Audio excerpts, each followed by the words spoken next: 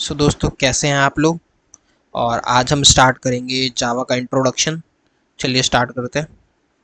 मैं अपने नोट्स को ओपन कर लेता हूँ। देखिए हमारा टारगेट ये रहेगा कि हम बिल्कुल कंसाइज वे में जावा को कंप्लीट करें, सीखें जावा को। ठीक है, चलिए। फर्स्ट हमारा जो हेडिंग है वो है इंट्रोडक्शन टू जावा, यानी जो जावा हम पढ़ने वाले हैं वो जावा है क्या। पहला पॉइंट है कि जावा एक ऑब्जेक्ट ओरिएंटेड प्रोग्रामिंग लैंग्वेज है। क्या?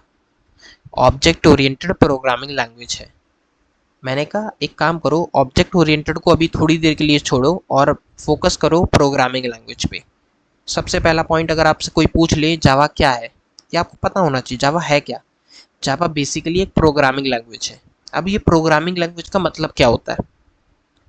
देखिए सिंपल सा मतलब ये है कि जैसे हम इंसान जब आपस में बात करते हैं, एक दूसरे से कम्युनिकेट करते हैं, इंटरेक्ट करते हैं, तो हम कैसे करते हैं? लैंग्वेज के थ्रू करते हैं। सपोज जैसे मैं अभी आपसे कम्युनिकेट कर रहा हूँ, आपको ये नॉलेज प्रोवाइड कर रहा हूँ, तो कैसे कर रहा हूँ? लैंग्वेज के मीडियम से। लैंग्वेज एक क्या है यहाँ पर, एक तरीका है जिससे मैं आपके साथ कम्युनिकेट कर पा रहा हूँ, है ना। उसी तरीके से अगर मुझे कंप्यूटर के साथ कम्युनिकेट करना है, कंप्यूटर को इंस्ट्रक्शंस देने हैं, अगर मुझे कंप्यूटर के साथ इंटरेक्ट करना है तो मुझे उससे रिलेटेड कुछ आना चाहिए, क्योंकि हमें किसी तरीके की स्पोकन लैंग्वेज आती है, हम इंसानों को स्पोकन लैंग्वेज आती है। लेकिन जो हमारा कंप्यूटर होता है, जो हमारी मशीन होती है, उसको किसी भी तरीके की स्पोकन लैंग्वेज नहीं आती है, ये आपको पता होगा। उसे क्या आता है समझ में? उसे आता मशीन कोड या फिर बाइनरी कोड, या फिर बेसिकली कौन सी लैंग्वेज हमारे कंप्यूटर को समझ में आती है? 0 और 1 वाली लैंग्वेज, यानी कि बाइनरी लैंग्वेज, जैसे हम बाइनरी कोड, मशीन कोड ये भी बोलते हैं। तो बेसिकली हमारा कंप्यूटर समझता है 0 और 1 वाली लैंग्वेज, जिसे हम बाइनरी लैंग्वेज कहते हैं। तो अब हम इंसानों के लिए आसान नहीं है, या कहें तो बहुत ही नियरली टू इम्पॉसिबल है कि हम उस बाइनरी लैंग्वेज को सीखें, है ना। तो उससे जो इजी तरीका है, उससे आसान तरीका है कि हम किसी एक प्रोग्रामिंग लैंग्वेज को सीख लें और उसके ज़रिए से हम कम्युनिकेट कर सकें कंप्यूटर के साथ। ठीक है। तो प्रोग्रामिंग लैंग्वेज क्या है? प्रोग्रामिंग लैंग्वेज बस एक तरीका है, एक माध्यम है, एक मीडियम है, सो दैट हम कंप्यूटर के साथ कम्युनिकेट कर सकें। इतना पॉइंट आपको क्लियर हुआ? ठीक है भैया, क्लियर हो गया। अब यहाँ ऑब्जेक्ट ओरिएंटेड का मतलब क्या है?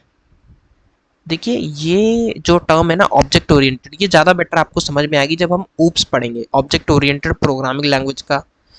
वहाँ पर एक पूरा कॉन्सेप्ट है जावा के अंदर, हम उसको पे जब पढ़ेंगे तो वहाँ पे आपको ज़्यादा बेटर समझ में आएगा। बट अभी के लिए मैं आपको बता देता हूँ कि मन में डाउट ना रहे। ऑब्जेक्ट ओरिएंटेड प्रोग्रामिंग लैंग्वेज का मतलब ये है कि जब हम प्रोग्राम बनाएंगे, जब हम प्रोग्रामिंग करते हैं, जब हम कोड लिखेंगे, तो वहाँ पर हम डील करेंगे क्लासेस और ऑब्जेक्ट्स के साथ। इतना समझिए बस अभी, ठीक है। कि जब हम प्रोग्राम बनाएंगे, जब हम कोड लिखेंगे, तो हम डील करेंगे क्लासेस और ऑब्जेक्ट के साथ। तो वही उस प्रकार की जो प्रोग्रामिंग होती है उसे बोलते हैं ऑब्जेक्ट ओरिएंटेड प्रोग्रामिंग, है ना। अगला पॉइंट है, कुछ हिस्ट्री से रिलेटेड पॉइंट है कि डेवलप्ड इन 1991 और रिलीज हुई थी 1995 में। फाउंडर जो थे वो थे जेम्स गॉसलिन, इन्हें फादर ऑफ जावा भी कहा जाता है। और इसे डेवलप किया गया था सन माइक्रो सिस्टम्स में। सन माइक्रो सिस्टम्स एक कंपनी थी उस टाइम पे, यूएसए की, वहाँ पर उसे डेवलप किया गया था जेम्स गॉसलिन के द्वारा। लेकिन करंटली जावा किसके अंडर है? ओरेकल कॉरपोरेशन के अंदर। ठीक है, ओरेकल का तो आपने नाम सुना ही होगा, अगर नहीं सुना तो आप गूगल करके सर्च करें ओरेकल। तो जो जावा है वो ओरेकल कॉरपोरेशन के अंदर आती है। नेक्स्ट पॉइंट है हमारा, क्या कहें तो नेक्स्ट हेडिंग है फीचर्स ऑफ जावा, कि जो जावा हम पढ़ेंगे उसके फीचर्स क्या हैं, क्यों हम पढ़े जावा। तो सबसे पहला पॉइंट है कि प्लेटफॉर्म इंडिपेंडेंट, मतलब जावा जो है वो प्लेटफॉर्म इंडिपेंडेंट लैंग्वेज है। इसका मतलब क्या है? इसका मतलब ये है कि सपोज आपके पास एक विंडोज़ का कंप्यूटर है, आपने उस सिस्टम पे, उस कंप्यूटर पे अपना कोड लिखा, और आप चाहते हैं कि वो विंडोज़ वाला जो कोड है मैं अपने किसी दोस्त को भेज के उसके मैक वाले सिस्टम पे भी चलवा सकूं, तो आप कर सकते हैं। जावा में ये पॉसिबल है कि आपने विंडोज़ वाले सिस्टम पे कोड लिखा और आप वो जब किसी मैक वाले सिस्टम वाले बंदे पे भेजते हैं, उस पर्सन को भेजते हैं, तो वो अपने सिस्टम पे आसानी से उससे चला सकता है और उसे डिजायर्ड आउटपुट मिल जाएगा।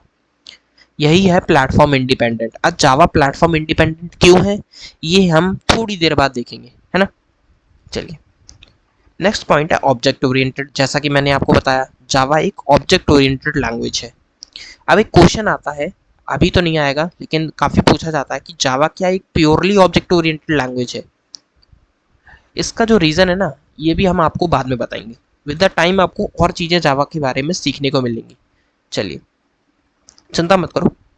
सिंपल, जावा एक सिंपल लैंग्वेज है। जब आप कोडिंग करेंगे, जब मैं प्रोग्राम्स आपको बनाना सिखाऊंगा, तो आपको पता लगेगा कि जावा का जो सिंटैक्स होता है ना, बहुत सरल है, बहुत ईजी है, बहुत ही आसानी से आप जावा को सीख सकते हो। स्टार्टिंग में थोड़ा सा ट्रिकी होता है, बट ना, समय के साथ आपको पता लगेगा कि जावा बहुत ही ज़्यादा आसान लैंग्वेज है। सिक्योर्ड, देखिए जावा का जो प्राइमरी पर्पस है ना, वो सिक्योरिटी है। मतलब जावा से जो एप्लीकेशंस बनती हैं, जो सिस्टम बनते हैं, वो काफ़ी ज़्यादा सिक्योर्ड होते हैं। नेक्स्ट है रोबस्ट। जावा जो है वो रोबस्ट लैंग्वेज है। अब रोबस्ट का मतलब क्या है? रोबस्ट का सिंपल सा मतलब है कि पावरफुल लैंग्वेज है, एक स्ट्रॉन्ग लैंग्वेज है। अब इसका मतलब क्या है?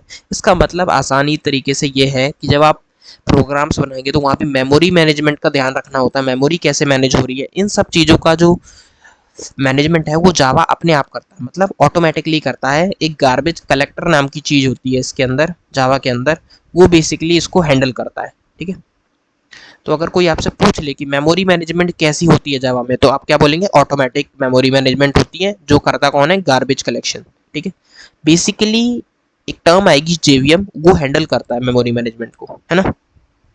पोर्टेबल, जावा पोर्टेबल है। इसका मतलब मैंने आपको ऑलरेडी बता दिया है कि बेसिकली एक सिस्टम से आप दूसरे सिस्टम पे ट्रांसफर करके उसको चला सकते हो ईजिली, कोई दिक्कत नहीं आएगी। नेक्स्ट है कि जावा जो है मल्टी थ्रेडिंग का सपोर्ट देती है। मतलब मल्टी थ्रेडिंग क्या है? देखिए, हमारा एक पूरा चैप्टर आएगा मल्टी थ्रेडिंग से रिलेटेड, तो हम वहाँ पर देखेंगे कि मल्टी थ्रेडिंग क्या होता है। अभी आपके लिए इतना समझ लीजिए, जैसे कि आप अपने सिस्टम पे बहुत सारे एप्लीकेशन जब एक समय पे चलाते हो ना, तो वहाँ पर आप कर क्या रहे हो? वहाँ पर आप कर रहे हो मल्टीटास्किंग, बहुत सारे टास्क कर रहे हो एक समय पे, है ना। उसी से रिलेटेड होता है मल्टी थ्रेडिंग। तो हम मल्टी थ्रेडिंग बस एक छोटे छोटे लेवल पे होता है, मल्टीटास्किंग जो है थोड़े बड़े लेवल पे होता है। तो हम मल्टी थ्रेडिंग को वहाँ पर ज़्यादा बेटर तरीके से सिखाएंगे आपको। नेक्स्ट है कंपाइल्ड एंड इंटरप्रेटेड बोथ। इसका मतलब क्या है कि कुछ लैंग्वेजेस ऐसी होती हैं, कुछ प्रोग्रामिंग लैंग्वेज ऐसी होती हैं जो केवल कंपाइल्ड होती हैं, कुछ ऐसी होती हैं जो केवल इंटरप्रेटेड होती हैं। जावा कैसी है? जावा कंपाइल्ड भी है, इंटरप्रेटेड भी है, दोनों तरीके की लैंग्वेज है। लेकिन ऐसा क्यों है, अभी हम देखेंगे थोड़े समय के बाद। हाई परफॉर्मेंस, जावा एक हाई परफॉर्मेंस लैंग्वेज है ना। हाई परफॉर्मेंस सिंपल से मतलब है कि भाई किसी प्रोग्रामिंग लैंग्वेज को आप सीख रहे हो तो क्यों सीख रहे हो? क्योंकि वो परफॉर्मेंस अच्छा दे, बेसिकली यही एक रीज़न होगा। नहीं तो आप कोई सी भी लैंग्वेज सीख सकते हो, इतनी सारी प्रोग्रामिंग लैंग्वेज। आप जावा ही क्यों सीख रहे हैं? जावा इस वजह से सीख रहे हैं क्योंकि एक हाई परफॉर्मेंट लैंग्वेज है, बहुत अच्छा परफॉर्मेंस देती है ना। और बेसिकली हर चीज़ आपकी जो आप सीखते हैं, उसका बेसिकली फंडा यही होता है कि वो काफ़ी यूजफुल होती है ना। चलिए, अब नेक्स्ट जो हेडिंग है वो है वर्किंग ऑफ जावा। इस चीज़ को थोड़ा ध्यान से समझिएगा, कंसंट्रेशन आप अपना पूरा ध्यान दीजिए, क्योंकि सबसे इंपॉर्टेंट जावा के बेसिक्स में आप ये समझ सकते हैं। ठीक है, चलिए, मैं यहाँ एक टर्म लिखी है सोर्स कोड। अब ये सोर्स कोड क्या होता है? सोर्स कोड का सिंपल सा मतलब ये है कि किसी भी प्रोग्रामिंग लैंग्वेज में जब आप अपना कोड लिखते हो तो उससे बोलते हैं सोर्स कोड। मतलब आप जैसे जावा का जो कोड है अपने सिस्टम पे लिखेंगे तो उससे बोलेंगे सोर्स कोड, है ना। और उस कोड को आप किसी फाइल में सेव करोगे तो उससे बोलेंगे सोर्स फाइल। और उस सोर्स फाइल का एक एक्सटेंशन होगा, सोर्स फाइल का एक एक्सटेंशन होगा। ये आप सभी जानते हैं कि किसी एक पर्टिकुलर फाइल का एक्सटेंशन होता है जो बेसिकली बताता है कि वो फाइल जो है वो किस तरीके की है। तो सोर्स कोड जो जावा का होता है, उसकी जो फाइल सेव होती है उसका एक्सटेंशन होता है डॉट जावा, डॉट जावा, है ना। ठीक है, तो इतना समझ में आ गया कि हम जो कोड सेव करेंगे वो बेसिकली सोर्स कोड होता है और वो एक फाइल में सेव होगा जिसका एक्सटेंशन होगा डॉट जावा। अब मुझे ये बताइए, क्या जो सोर्स कोड है यानी कि जो जावा है, जो हम जावा सीख रहे हैं, क्या हमारे कंप्यूटर को समझ में आएगी? नहीं आएगी भैया। क्यों? क्योंकि कंप्यूटर को सिर्फ एक तरीके की लैंग्वेज समझ में आती है, वो होती है 0 और 1 वाली लैंग्वेज, जिसे हम क्या कहते हैं? बाइनरी लैंग्वेज, है ना। तो बेसिकली हमें कन्वर्ट करवाना पड़ेगा। जो हम सोर्स कोड, जो जावा का कोड हम सीख रहे हैं, प्रोग्रामिंग जो सीख रहे हैं, तो हमें उसे कन्वर्ट करवाना पड़ेगा। किस में? मशीन कोड में, या कहते हो बाइनरी कोड में। बाइनरी लैंग्वेज में हमें कन्वर्ट करवाना पड़ेगा ना अपना सोर्स कोड। तो वो कैसे होगा? उसके लिए हमें कुछ कन्वर्टर्स चाहिए होते हैं। क्या चाहिए होंगे? ट्रांसलेटर टाइप की चीज़ें चाहिए होती हैं। अब जावा के अंदर वो ट्रांसलेटर एक नहीं होता, दो होते हैं, ठीक है।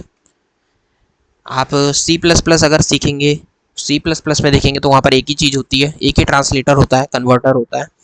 पाइथन देखेंगे वहाँ पर भी एक ही ट्रांसलेटर होता है। लेकिन जावा एक ऐसी प्रोग्रामिंग लैंग्वेज है जहाँ पर दो ट्रांसलेटर होते हैं। पहला ट्रांसलेटर होता है कंपाइलर, जो बेसिकली करता क्या है उसकी बात करते हैं, कंपाइलर की बात करते हैं। और कंपाइलर बेसिकली ये करता है कि जो सोर्स कोड होगा, जो जावा वाला कोड होगा ना, उसको बाइट कोड में कन्वर्ट करेगा। किस में कन्वर्ट करेगा? बाइट कोड में। अब बाइट कोड जो होता है ना, उस फाइल, उसकी भी एक फाइल होगी बेसिकली, उस फाइल का भी एक एक्सटेंशन होता है, वो होता है डॉट क्लास। या देखिए मैंने लिख रखा है डॉट क्लास, है ना। डॉट क्लास एक्सटेंशन होगा बाइट कोड का। अब यहाँ जो ये कंपाइलर जो कन्वर्ट कर रहा है ना, ये कौन कर रहा है? ये जो कन्वर्जन हो रहा है सोर्स कोड से बाइट कोड में, ये कौन कर रहा है? कंपाइलर। अब इस कंपाइलर का एक नाम है जो है जावा सी। ये जावा सी कंपाइलर करता है ये काम, है ना। चलिए, अब यहाँ पर एक चीज आई थी बाइट की, जावा क्यों प्लेटफॉर्म इंडिपेंडेंट है? जावा इस वजह से प्लेटफॉर्म इंडिपेंडेंट है क्योंकि यहाँ पर बाइट कोड का कॉन्सेप्ट होता है। बाइट कोड जो होती है वो प्लेटफॉर्म इंडिपेंडेंट होती है। बाइट कोड जो होता है, ये जो बाइट कोड है, ये भी प्लेटफॉर्म इंडिपेंडेंट होता है। इसी वजह से जो जावा है हमारी प्रोग्रामिंग लैंग्वेज, वो प्लेटफॉर्म इंडिपेंडेंट है, या कह सकते हैं जावा जो है वो पोर्टेबल है। वो इसी रीजन की वजह से है, क्योंकि बाइट कोड जो होता है वो भी प्लेटफॉर्म इंडिपेंडेंट होता है। लेकिन बाइट कोड जो होता है ना, वो एक चीज पे डिपेंडेंट होता है, किसी सिस्टम पे नहीं डिपेंडेंट होता। लेकिन ये डिपेंडेंट किस पे होता है? जेवीएम पे। अब ये जेवीएम क्या चीज है, इसके बारे में अभी देखेंगे। चलिए, अब ये जो बाइट कोड आ गया ना, अब ये बाइट कोड भी हमारे सिस्टम को नहीं आएगा समझ में। क्यों ऐसा? इस वजह से क्योंकि हमारे कंप्यूटर को क्या समझ में आता है? केवल मशीन कोड या फिर बाइनरी कोड। तो हमें इस बाइट कोड को और कन्वर्ट करना पड़ेगा। तो इस बाइट कोड को और कन्वर्ट करने के लिए अब हमें एक और ट्रांसलेटर की नीड पड़ेगी, जो होता है इंटरप्रेटर।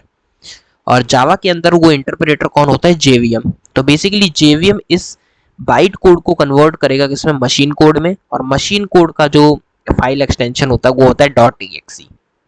इसी वजह से जब आप किसी पर्टिकुलर सॉफ्टवेयर फाइल्स को डाउनलोड करते हो, तो उसका जो फाइल एक्सटेंशन होता है वो .exe होता है, एग्जीक्यूटेबल फाइल्स, है ना। इसी वजह से आई होप कि आपको ये समझ में आया होगा और वर्किंग वगैरह समझ में आ गई होगी। जावा का इंट्रो मैंने आपको दे दिया। आपसे मिलेंगे अगली वीडियो में, जहां पर हम जावा के बारे में और थोड़ी डीप डाइव करेंगे।